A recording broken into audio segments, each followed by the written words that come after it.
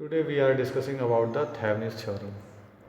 This theorem is based on real battery source. Based on real battery source. ये एक example है. इसको हमने क्वेश्चन है find the current end voltage of 4 ohm resistance.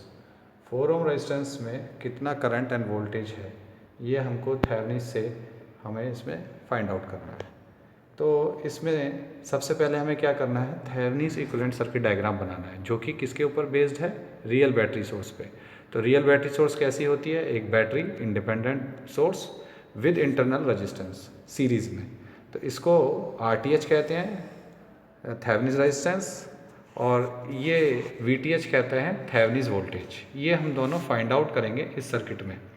ये Norton resistance भी इसको कहते हैं, यानी नॉर्टन रेजिस्टेंस और थेवेनिन रेजिस्टेंस एक ही चीज़ है.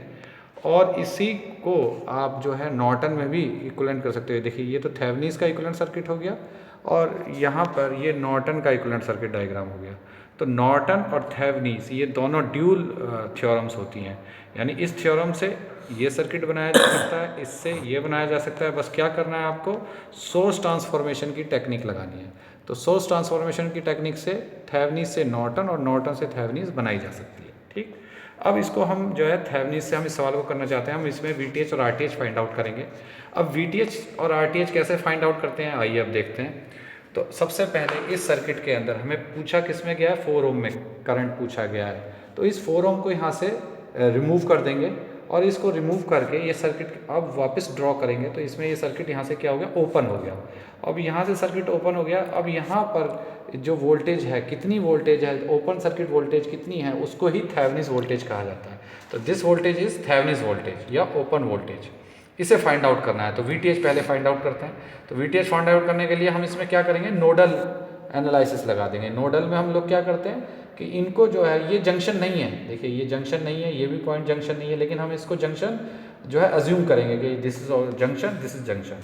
और ये जंक्शन के हमने नाम दे दिए, ये B है, ये A है. इसको अर्थ कर दिया, इसको जो है जंक्शन का नाम दे दिया VA. और बाहर की तरफ करंट भेजा I1, इधर भी बाहर की तरफ करंट भेजा I2. और इस तरीके से हमने KCL लगा दिया, इस जंक्शन पे KCL लगा दिया.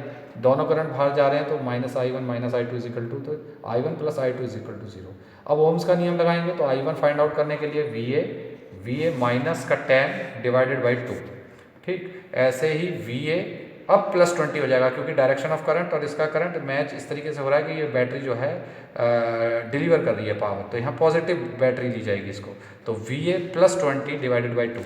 तो ये हमने इसके अंदर ओम्स के नाम से हमने I1 I2 निकाले, फिर इसको सॉल्व किया. तो इससे VA हमारा निकल के आ गया -5 वोल्ट.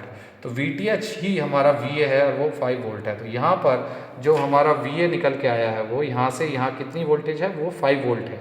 तो यही हमारा VTH है. तो यही VTH हो गया. तो इस तरीके से हमने VTH फाइंड आउट कर लिया, -5 वोल्ट.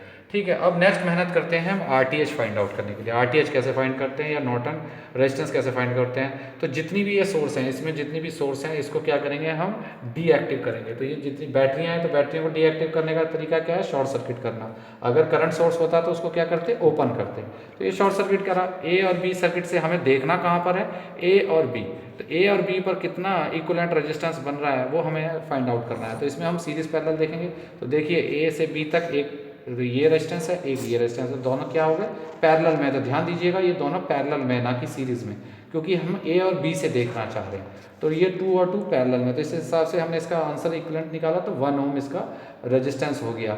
तो A और B का रेजिस्टेंस कितना है, 1 ओम. यही RTH है, यही नॉर्टन रेजिस्टेंस है. तो RTH भी पता चल गया, VTH भी पता चल गया. अब इस सर्किट को हमने दोबारा बनाया, RTH VTH लिख दिया.